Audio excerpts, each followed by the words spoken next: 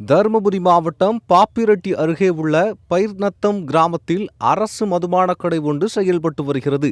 இந்த பகுதியில் பொதுமக்களுக்கு இடையூறாக மதுப்பிரியர்கள் அங்கு அமர்ந்து மது அருந்துவதோடு அந்த பகுதியில் கடைக்கு வரும் பெண்கள் மற்றும் குழந்தைகளை ஆபாசமாக பேசுவதும் அவர்களை சண்டைக்கு இழுப்பதும் போன்ற செயல்களில் ஈடுபடுவதாக கூறப்படுகிறது.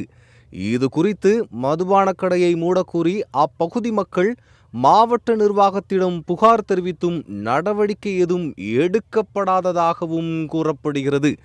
இதனால் அப்பகுதியில் உள்ள மதுபானக் கடையை அரசு எடுக்காத நிலையில் இன்று மதுபானக் கடையை அகற்றக் கோரி பாப்பிரெட்டிப்பட்டி சட்டமன்ற உறுப்பினர் கோவிந்தசாமி தலைமையில் சுமார் 200க்கும் மேற்பட்ட பொதுமக்கள் ஒன்றிணைந்து மதுபானக் கடையை இழுத்து மூடும் போராட்டத்தில் ஈடுபட்டனர். நம்மளையும் வீட்டுக்கு போக முடியல, அவங்க கதறாங்க. பக்கத்துல இருந்த அம்மா நான் கடையில் உட்கார முடியல கதறாங்க. கெட்ட வார்த்தை அவ்வளவு இந்த கடை போனால நீங்க போடுறதால உங்களுக்கு என்ன பிரச்சனை?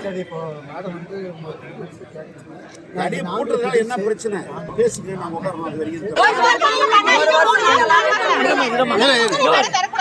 அப்போது அந்த மதுபானக் கடை ஊழியர்களுடன் காவல்துறையினர் சமரச பேச்சுவார்த்தையில் ஈடுபட இதனை ஏற்க மறுக்காத பொதுமக்கள் அவர்களுடன் வாக்குவாதத்தில் ஈடுபட்டு மதுபானக் கடை முன் கண்டன கோஷங்களை எழுப்பி ஆர்ப்பாட்டத்தில் ஈடுபட்டனர்.